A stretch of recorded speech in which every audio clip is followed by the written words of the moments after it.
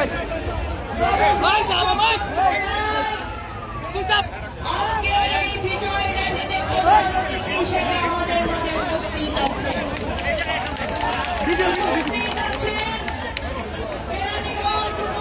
দক্ষিণ থানা বিএনপি ভাইয়া ভাইয়া সরাও ভাই দিদির মোবাইলে ভিডিও তো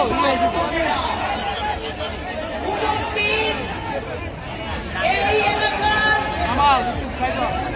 সাধারণ জনগণ যারা এই র্যালির বিভিন্ন পর্যায়ে দাঁড়িয়ে থেকে আমাদেরকে সমর্থন দিয়েছে হাত মিলিয়েছে আপনাদের ছোট ছোট দলের মধ্যে কিছু কিছু কথা যারা অধীর আছে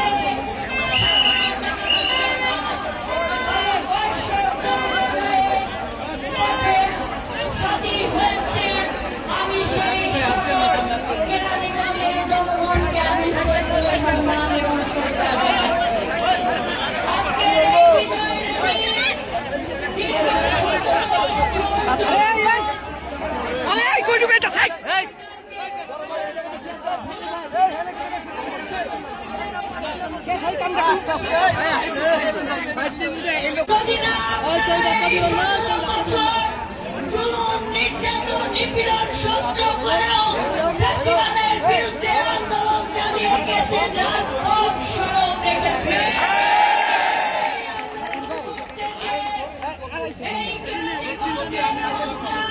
গণতন্ত্রের পুরুষ আবু বকর একাধিকবার রক্তাক্ত হয়েছে ভাইরা গণতন্ত্রের নেত্রী আপসীন নেত্রী বছরের পর বছর তারা নির্যাতন ভোগ করেছে শুধুমাত্র আপনার অধিকারকে প্রতিষ্ঠা করে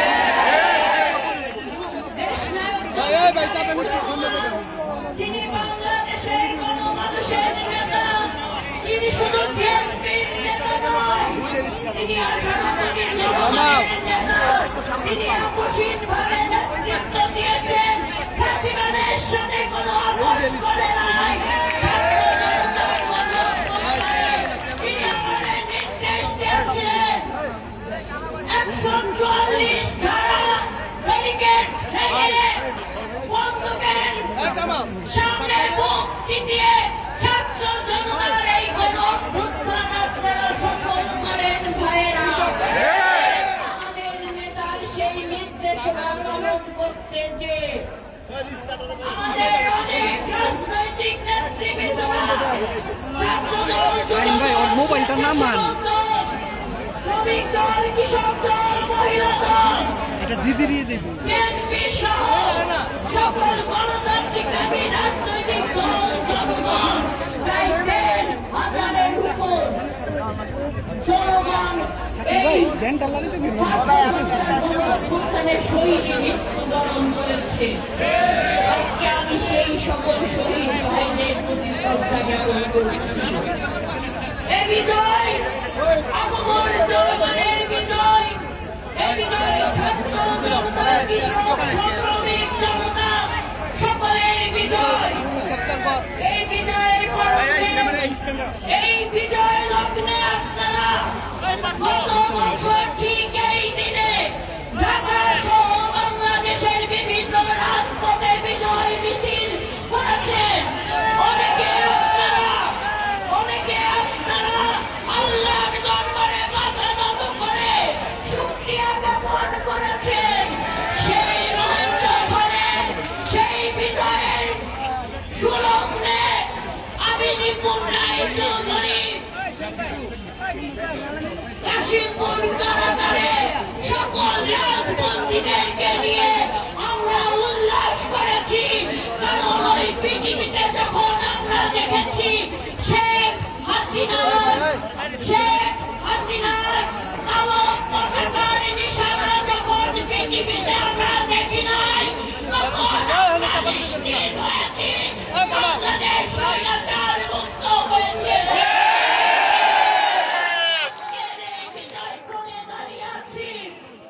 হয়তো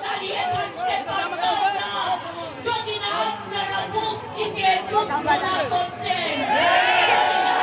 ছাত্র জনতার ভাইরা বন্দুকের নলের সামনে দাঁড়িয়ে বলতো না বুক পেটেছি, গুলি কর, বুকের উপর বসে ধর, আর তো বুক পেটেছি, গুলি কর।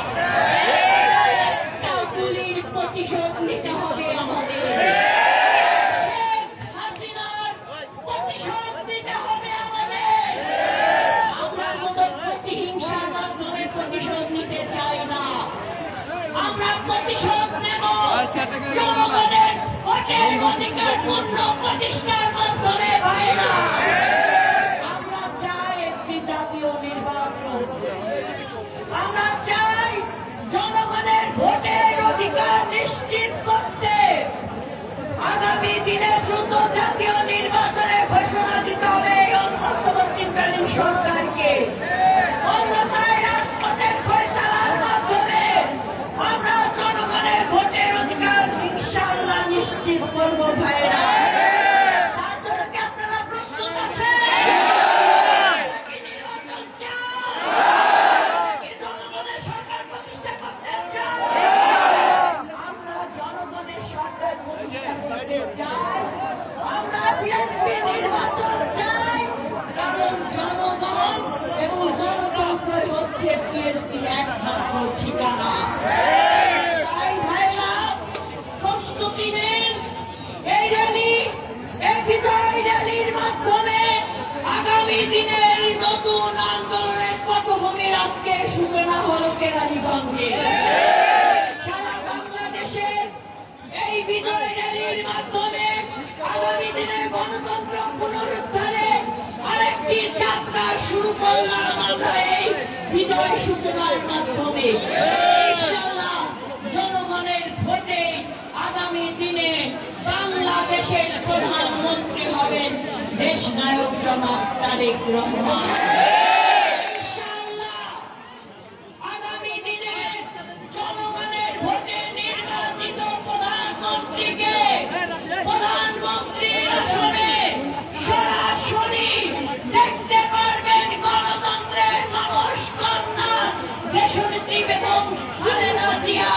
বীরের বেশে কিভাবে তারেক রহমান ওই সিংহাসনকে অলঙ্কৃত করেছে। সেই দিনের অপেক্ষায় আগামীর ভোট যুদ্ধে আমি আপনাদের অনুরোধ করব, আপনারা জনগণের হৃদয় জয় করার জন্য আপনারা জনগণের পাশে থাকবেন, জনগণের কাছে থাকবেন, জনগণকে নিয়ে পথ চলবেন, কারণ জনগণই হচ্ছে আমাদের সবচেয়ে বড় শক্তি। একটা কথা বলবো ভাইরা, এই যে 10 কিলোমিটার হেঁটে আজকে নতুন এসেছি, অনেকে বলেছে আমরা সড়কে চলে আসি। যত পথ হাঁটবেন জনগণের কাছে তত বেশি পৌঁছতে পারবে। আপনি যদি পথে না হাঁটেন, দাদা আটকে যেতেছে। আপনি যদি রাজপথে না নামেন, আপনি যদি অলিতে গলিতে মাঠে ঘাটে আলে ফিরে না চড়েন, তাহলে জনগণের নেতা কি করে হবেন আপনি? তাই জনগণের নেতা হতে হলে জনগণের পাশে থাকতে হবে, পথ হাঁটতে হবে। আমাদের বিজয় আমাদের ঘরে নিয়ে আসতে হবে। সেই বিজয় হবে জনগণের বিজয়, সেই বিজয় হবে দেশনেত্রী বেগম খালেদা জিয়ার বিজয়, সেই বিজয় হবে শহীদ প্রেসিডেন্ট জিয়াউর রহমানের আদর্শকে ধারণ করার বিজয়, সেই বিজয় হবে তারেক রহমানের নেতৃত্বকে আরো দৃঢ় প্রতিষ্ঠিত